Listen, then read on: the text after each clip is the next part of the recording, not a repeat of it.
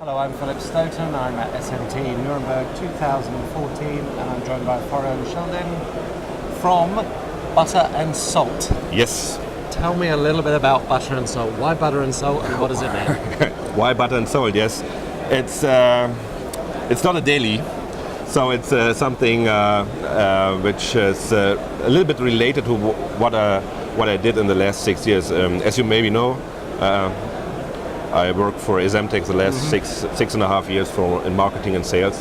And during that time, I had the opportunity to learn a lot about the industry, build up a little network, and got in touch with many interesting people who are influencing the industry in certain areas. And during the last month, I thought about, how can you use that know-how, those experience? And I came to the point where I said to myself, try your own business.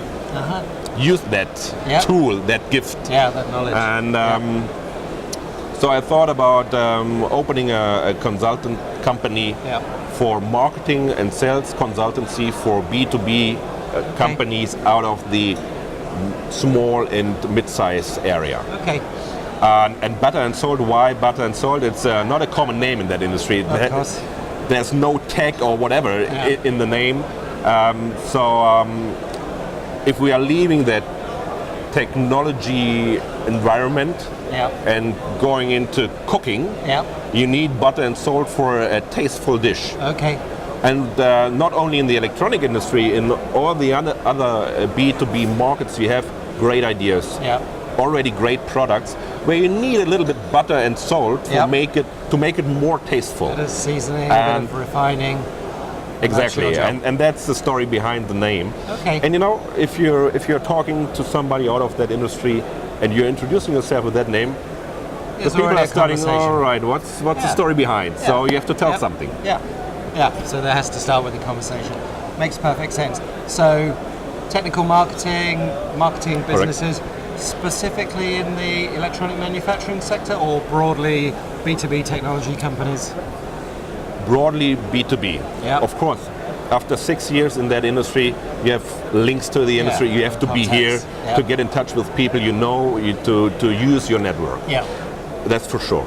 But we are talking also to other companies who are completely out of that world, who are working in other industries which are not related or linked to electronics at all.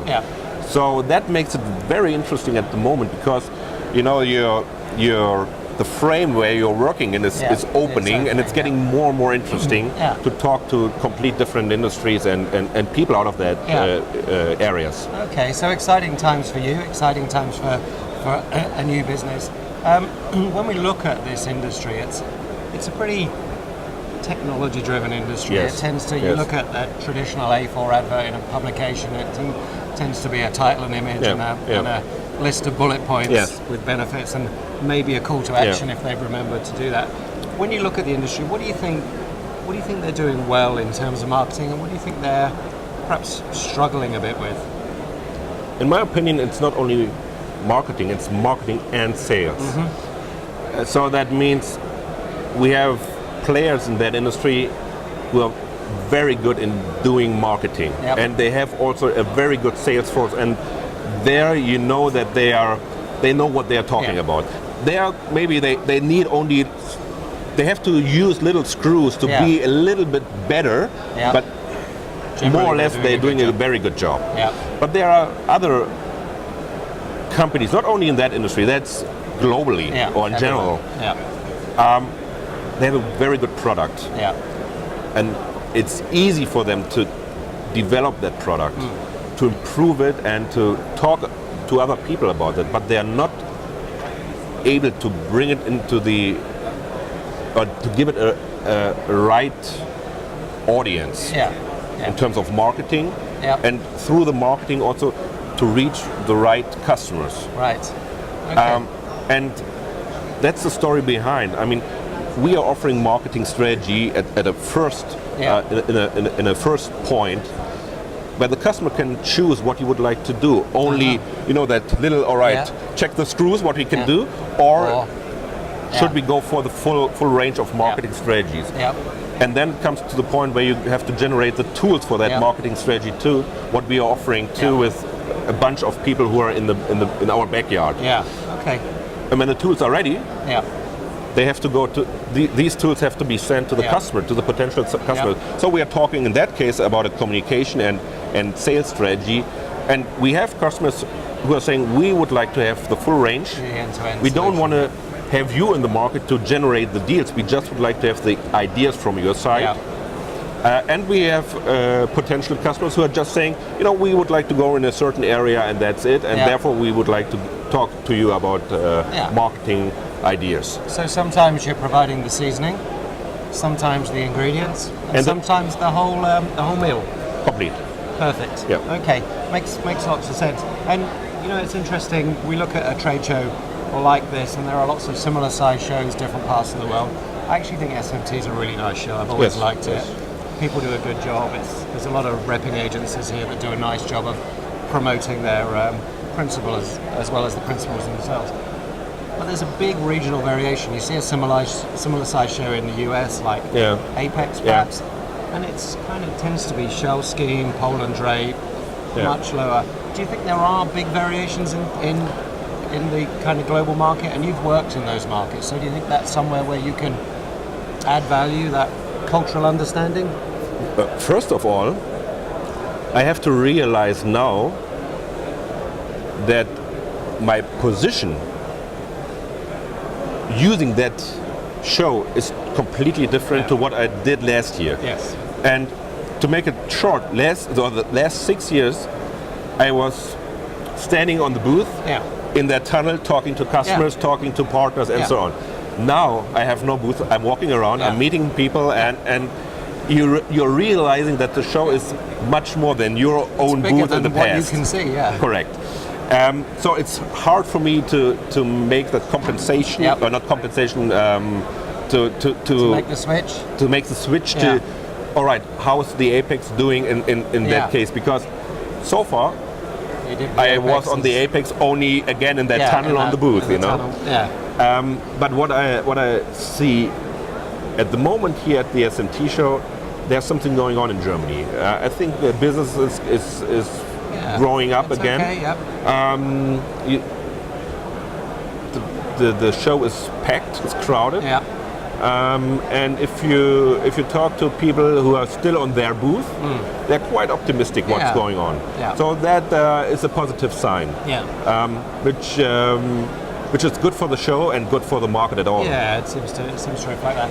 Last question: you've wandered around for the first time as a marketeer, regardless of whether you're looking out from the tunnel or you're looking at the big picture. You seen anything that's really grabbed your attention? You thought that's clever. I'll tell you my favourite. All right. Would you like to start? I'll start. Give you some thinking time. Just over here, there's a creperie on a booth, and it has been full throughout the show. Simple thing, but it's just bringing people back to the booth. It's not product related, but I just those little methods where you build that rapport with your clients seem to work well at this kind of show, particularly these cozier shows. I mean, so far I had not really time to look at certain booths and what they are doing there and so on, because I was running from one appointment to another. But what I realize is that the level of hospitality at the booth is changing. So the companies are spending more money on filling the space up with a nice bar, offering good food, drinks, and beside that you have the machine. So it's all right. Everybody knows what we are doing. But let's network. Let's sit together, have a coffee, have a snack. So that is one point which is a little bit obvious. I think hospitality is more important at this show than many shows. Yes. And people will stay for drinks after the show here, definitely. which they wouldn't do in Vegas. So. And I think the companies are spending more money or sending more people, which means more money at all too, sending more people to the stands to take care of what's going on there. Okay. So suddenly you have time, even on a Wednesday, which is the high busy noon day, for that show. You have time on a Wednesday to talk to people because they have time. Yeah. Because they are not covered for 8 hours with one customer and one conversation after another. Yeah. They have time to have 5 minutes talking to you. Yeah. And that's, I think, a good thing, because a show must be also something for networking, exchanging ideas, getting in touch. Yeah. I think that extra time is important. A lot of people have said they're more likely to have a meaningful conversation on the booth here than perhaps they are in Productronica, where it's much busier, much more flow of people coming definitely, through. So definitely. Big change there.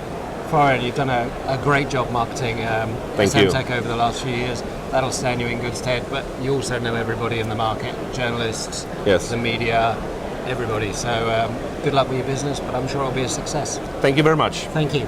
Thanks.